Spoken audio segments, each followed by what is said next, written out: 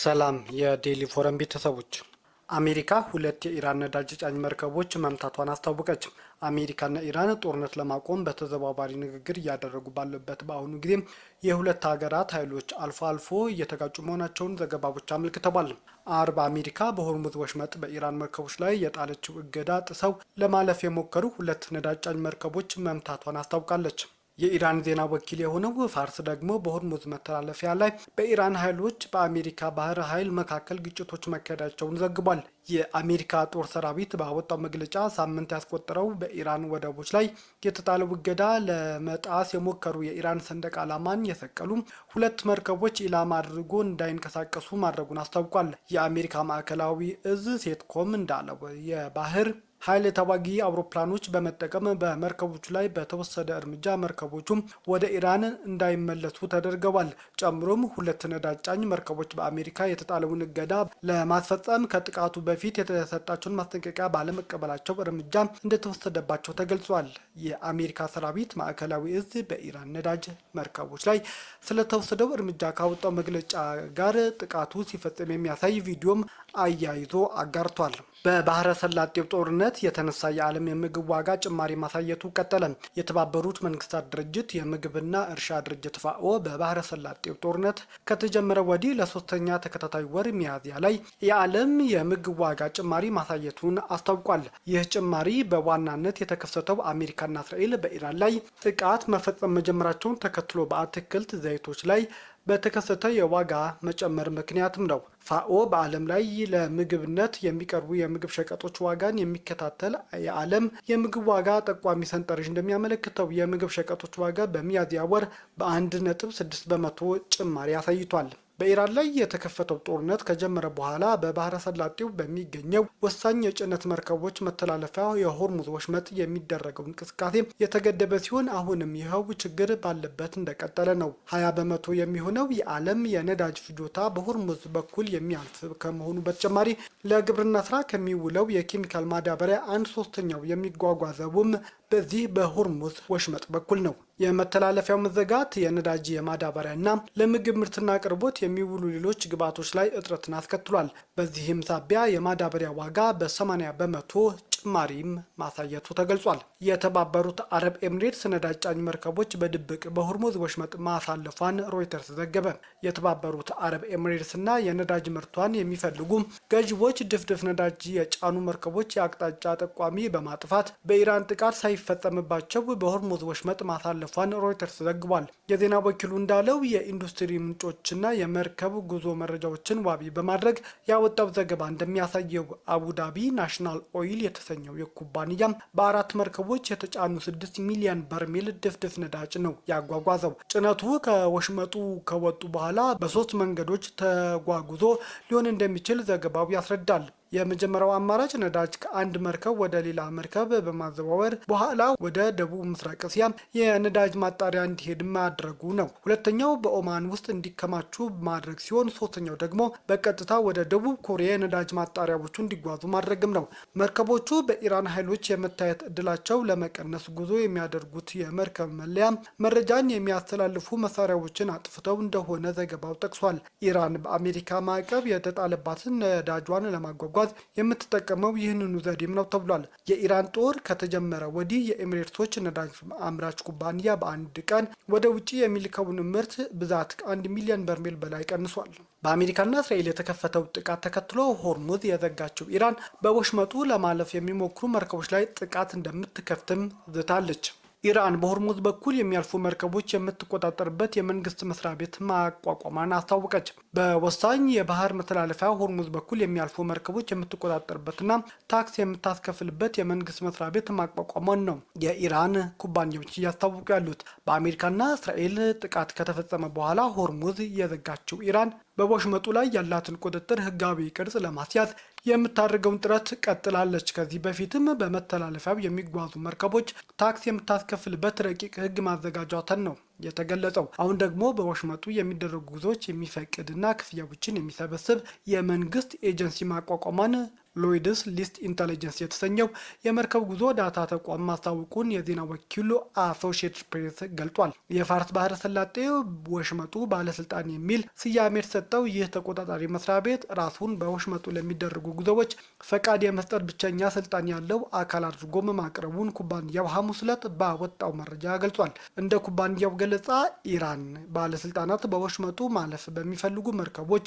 የሚሞላ ማመልከቻነት የያዙ የኢሜል መልእክት ማሰራጭቷል። ኢራን የሆርሙዝ ወሽመጥን በመዝጋቷ በባህር መስመሩ ያለፉ የነበሩ የነዳጅ፣ የጋዝ፣ የማዳበሪያና ሌሎችም የፔትሮሊየም ምርቶች ጉዞ ተስተጓጉሏል። አሜሪካም በምላሹ ወደ ኢራን ወደቦች የሚደረጉ ጉዞዎችን አግዳለች። በወሽመጡ የተላለፉ እገዳዎች የነዳጅ ዋጋ ጣሪያ እንዲነካምና የዓለም ኢኮኖሚም እንዲመሰቃቀል አድርጓል። አሶሺየትድ ፕሬስ ዘገባ እንደሚያሳየው አዲሱ የኢራን መስሪያ ቤት የአገሪቱ መንግስት በጦርነት ወቅት መርከቦችን ያሳልፍና ክፍያ ይሰበስብ ለነበረበት አሰራር ህጋዊ ቅርጽ የሚሰጥም ነው። ኢራን በወሽመጡ የትኛውም መርከቦች እንደሚያልፉ መቆጣጠር እንዲሁም ለጭነታቸው ታክስ የማስከፈል ሀሳብም አላት። በሆርሙዝ ወሽመጥ መዘጋት ምክንያት 1500 መርከቦች መተላለፊያ አጥተው ለወራት መቆማቸው ተነገረ።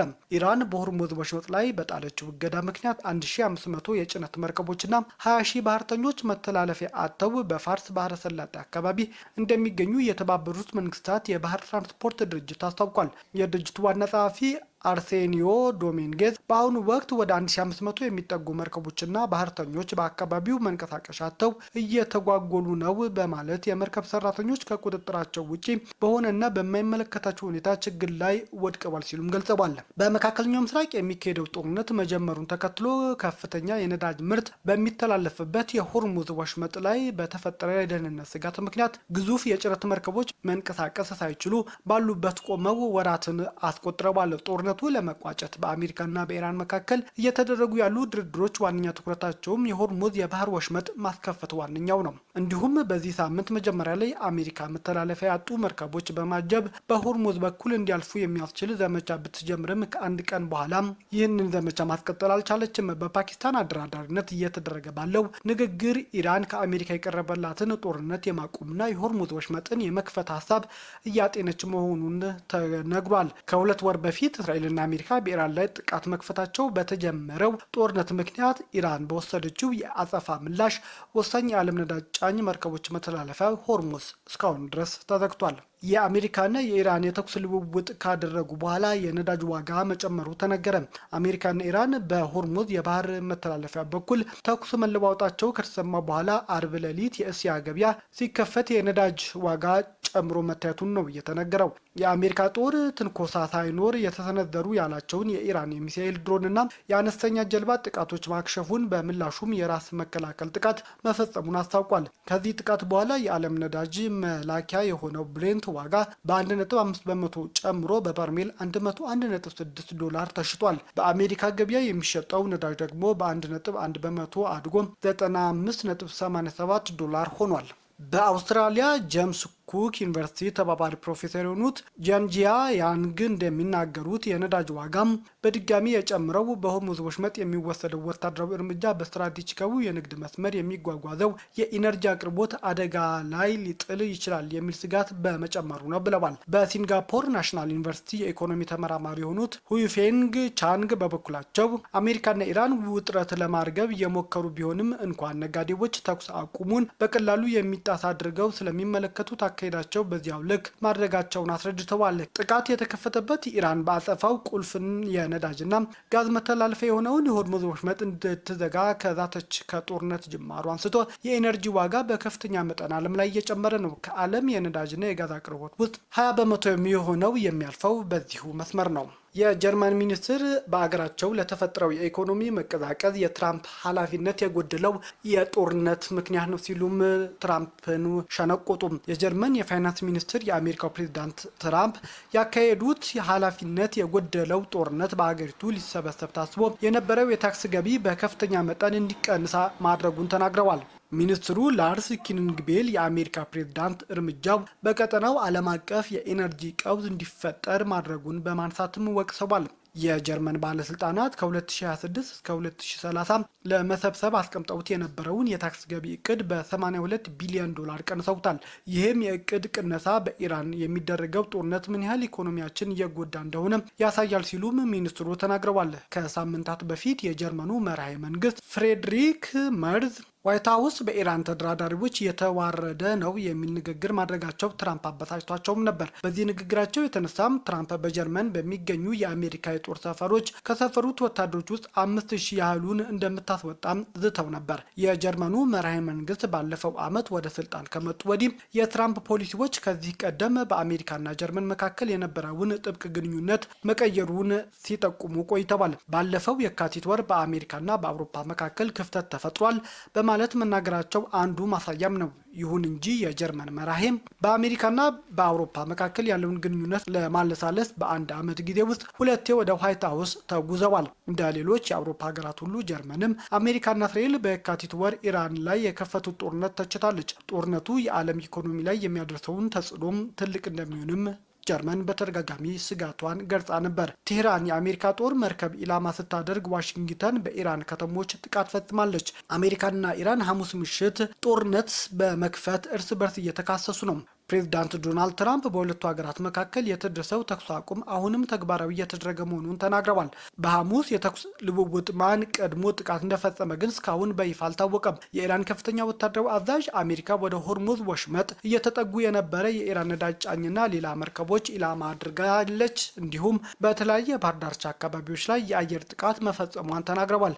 አሜሪካ በበኩሏ ወሽመጡ ላይ በሰፈረው ሚሳኤል ተሸካሚ አውዳሚ መርከብ ለፈጸመችው ጥቃት የራስ መከላከል ጥቃቶችን በማድረስ ምላሽ መስጠቷን አስታውቃለች። ሁለቱ ሀገራት ወታደራዊ እርምጃዎች መውሰዳቸውን የተሰማው የኢራን የውጭ ጉዳይ ሚኒስቴር አሜሪካ ያቀረበችውን የድርድር እቅድ እየተገመገመ መሆኑን ከተናገሩ በኋላ ነው። የኢራን መንግስት መገናኛ ብዙኃን በቅድሚያ ባወጣው ዘገባ በሆርሙዝ ወሽመጥ ፍንዳታ መሰማቱን አስታውቀው ነበር። ሁኔታውም ከጠላት ጋር የተደረገ የተኩስ ልውውጥ ሲል ገልጾታል። ሌላ የአገር ውስጥ መገናኛ ብዙኃን ደግሞ ቴህራን ውስጥ ፍንዳታ መሰማቱን ዘግቧል። ከቆይታ በኋላ መግለጫ ያወጣው የኢራን ከፍተኛ ወታደራዊ አዛዥ በበኩሉ አሜሪካ በፈጸመችው የአየር ጥቃቶች ባንድራ፣ ሐሚር፣ ሲሪክና ቃሽም ደሴት መመታታቸውን አስታውቋል። ኢራን ወዲያውኑ የአሜሪካ የጦር መርከቦች በመምታት ምላሽ እንደሰጠችና በዚህም ከፍተኛ ጉዳት ማድረሷን ገልጻለች። አሜሪካ የተኩስ አቁም ጥሰት ፈጽማለች ሲሉም ኢራናውያን ከሰዋል። የአሜሪካ ማዕከላዊ እዝ በበኩሉ የኢራን ጥቃቶች ትንኮሳ ሳይኖር የተፈጸመ በማለት ገልጾታል። የኢራን ኃይሎች በወሽመጡ እያለፉ በነበሩ የአሜሪካ አውዳሚ የጦር መርከቦች ላይ በርካታ ሚሳኤሎች፣ ድሮኖችና አነስተኛ ጀልባዎች ማሰማራታቸውን አስታውቋል። የተቃጡ ስጋቶችን ማስወገዱን የገለጸው ማዕከላዊ እዙ አሜሪካ ላይ ለተፈጸመው ጥቃት ተጠያቂ የሆኑ እንደ ሚሳኤልና የድሮን ማስወንጨፊያ ቦታዎች፣ የእዝና የቁጥጥር ማዕከላት እንዲሁም የመረጃ የክትትልና የስለላ ይዞታዎች ያሉ የኢራን ወታደራዊ ተቋማት መመታቱን አሜሪካ አስታውቃለች። የአሜሪካ ማዕከላዊ እዝ ውጥረቱ እንዲባባስ አይፈልግም፣ ነገር ግን የአሜሪካ ኃይሎች ለመጠበቅ በተጠንቀቅና በዝግጅት ላይ ይገኛሉ ሲልም በመግለጫው ጠቅሷል። ቤተሰቦቻችን ዜናዎቻችን ከወደዳችሁት ላይክ አድርጉ፣ ለሌሎች ተደራሽ እንድንሆንም ሼር አድርጉ። አዲስ የሆናችሁ ደግሞ ሰብስክራይብ በማድረግ ቤተሰብ ይሁኑ።